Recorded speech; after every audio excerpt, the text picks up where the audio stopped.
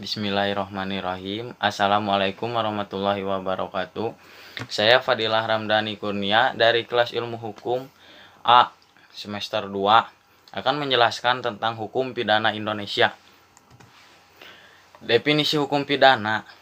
Hukum pidana sebagai hukum yang mengatur perbuatan-perbuatan yang dilarang oleh undang-undang dan berakibat diterapkannya hukuman bagi siapa yang melakukannya dan memenuhi unsur-unsur perbuatan yang disebutkan dalam undang-undang pidana, seperti perbuatan dilarang dalam Kitab Undang-Undang Hukum Pidana atau KUHP, Undang-Undang Korupsi, Undang-Undang HAM, dan lain sebagainya.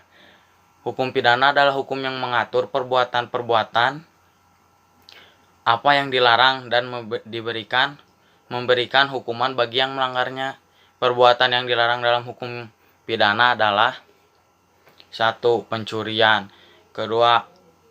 Pembunuhan, penipuan, perampokan, penganiayaan, pemerkosaan, dan juga korupsi. Ada tujuan hukum pidana. Secara konkret tujuan hukum pidana itu ada 2, ialah yang pertama sebelum terjadinya untuk menakut-nakuti, jadi untuk mencegah masyarakat atau manusia atau individu untuk melaksanakan pelanggaran hukum. Yang kedua adalah untuk mendidik. Untuk mendidik di sini adalah setelah terjadinya pelanggaran hukum agar si pelaku hukum tersebut mendapatkan balasan dan jadi jera tidak akan melakukan hal tersebut kembali. Terus ada klasifikasi hukum pidana. Secara substansial atau ius poenail itu merupakan hukum pidana dalam arti objektif, yaitu sejumlah peraturan yang mengandung larangan atau keharusan-keharusan di mana terhadap pelanggarnya diancam dengan hukuman. Kalau secara subjektif atau ius puniendi, yaitu sejumlah peraturan yang mengatur hak negara untuk menghukum seseorang yang melakukan perbuatan yang dilarang.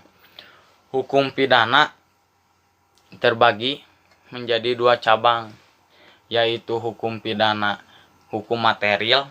Hukum material ialah cabang hukum pidana yang menentukan perbuatan-perbuatan kriminal yang dilarang oleh undang-undang dan hukuman-hukuman yang ditetapkan bagi yang melakukannya.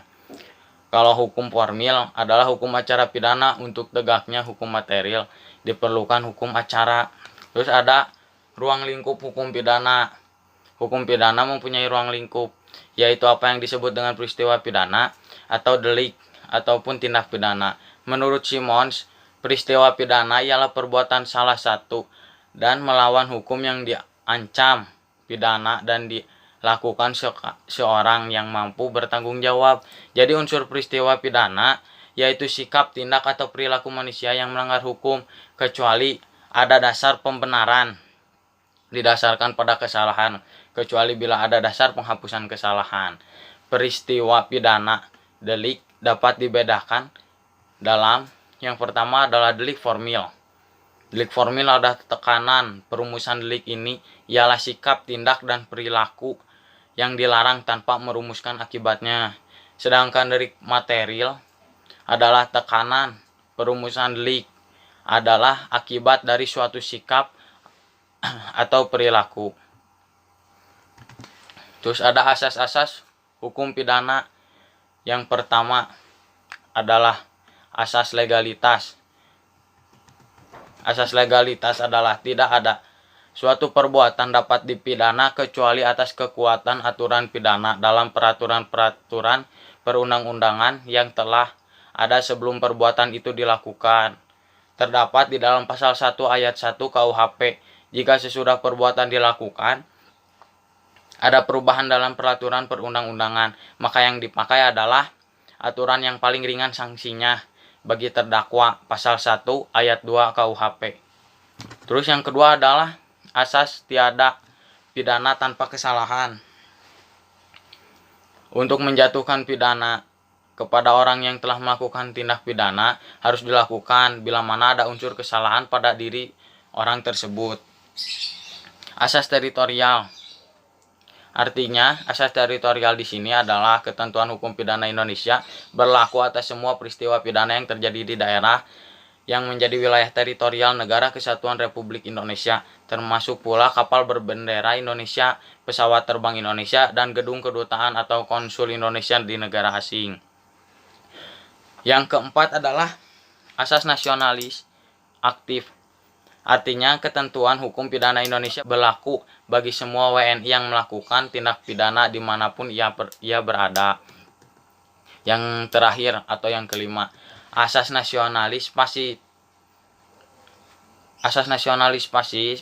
artinya ketentuan hukum pidana Indonesia berlaku bagi semua tindak pidana yang merugikan kepentingan negara.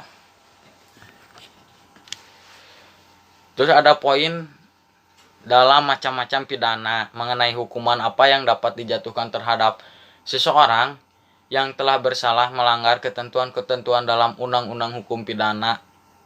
Dalam pasal 10 KUHP ditentukan macam-macam hukuman yang dapat dijatuhkan, yaitu sebagai berikut. Ada hukuman-hukuman pokok. Yang pertama adalah hukuman mati. Tentang hukuman mati ini terdapat negara-negara yang telah menghapuskan bentuk hukuman mati ini seperti Belanda, tetapi di Indonesia sendiri hukuman mati ini kadang masih diberlakukan untuk beberapa hukuman walaupun masih banyaknya pro kontra terhadap hukuman ini.